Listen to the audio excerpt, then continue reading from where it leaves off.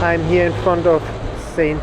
James Church. You can see it in the back here. And I'm with, what's your name? Kieran Fagan. You're from Ireland? From Ireland, yes, that's right.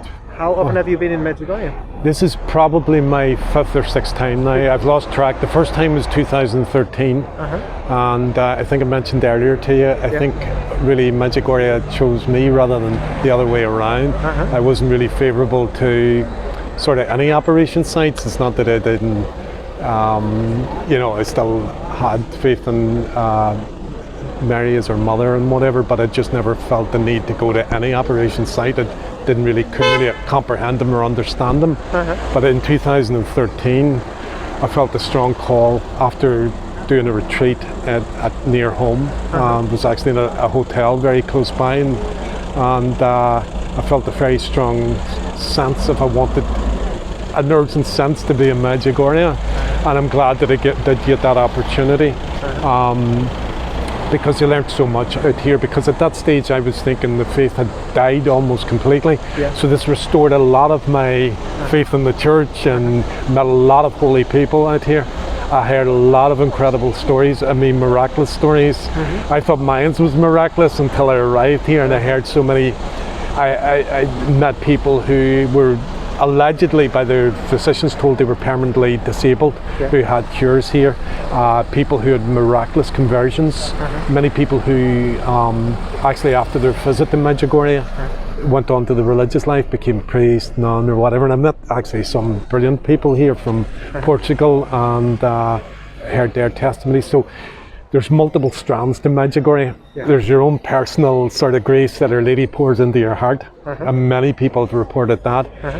But there's also the incredible sort of testimonies from the multitude of people you meet. You just, here I thought this time around, which is possibly my 5th or 6th time, I've just lost, maybe 6th time actually. And I thought this being early in the season, there wouldn't be too many distractions in Medjugorje, but it's amazing the people you bump into. Immediately you're just meeting so many different people and hearing all these great stories. So it's not just getting out here just purely, the prayer is important, the mass is important, fasting's important, all those things are important, so not undermining those. But an equally important thing is the networks that are created here in Medjugorje, because I really got a strong sense in 2013 that Our Lady is going to be acting in a very special way, and I think she's building this army of a global army, if you like, and we're going to be her sort of hands and feet and mouth, and she wants us to be. I don't think Our Lady needs any help, by the way, but it's a part of her grace. She wants us to come along for the ride, should I say, and I really believe that. I really believe strongly, and even more so,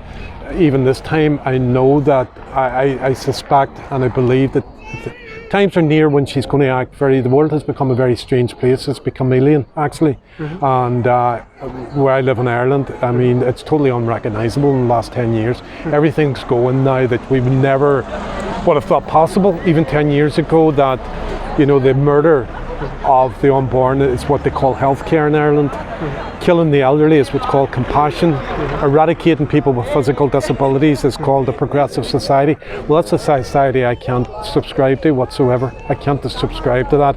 And every morning or a day you're waiting for what new terror the Irish government are going to impose on their people. And I think it's getting much faster now as things goes on, and you have to wonder what's life going to be in the next 5 years if there's no intervention. I think it's going to be a crazy place. But I think the good news in Medjugorje, Our Lady's been appearing here for over 40 years now, and there's a reason. It's undeniable. I know in the past many people have sort of rejected messages or says it's nonsense or a lady wouldn't pay for it. It's undeniable. The only people who would say that is people who haven't been here, because it's totally undeniable. You can't have this amount of miracles, either physical healings or spiritual healings, or even conversions and all these things. It's just impossible that these things can happen without the miraculous intervention of Our Lady. So anybody who's saying those things, you haven't been here. And I've heard some people on popular Catholic TV sort of podcasts or YouTube channels coming out with all types of nonsense. And they have about Medjugorje, but they haven't been here. All they have to do is come here and just with an open heart, and Mary can do the rest. It's just open your, you get heart surgery here, but it's Mary's heart surgery. It's not the physical surgery. That's what happens, and she's calling people. She's calling a global army. That's what I believe, and this I think it's close. It's close to a great intervention that's going to happen within the world, and that's my. Thank you so much for this beautiful interview. Did you? It's okay. Yes.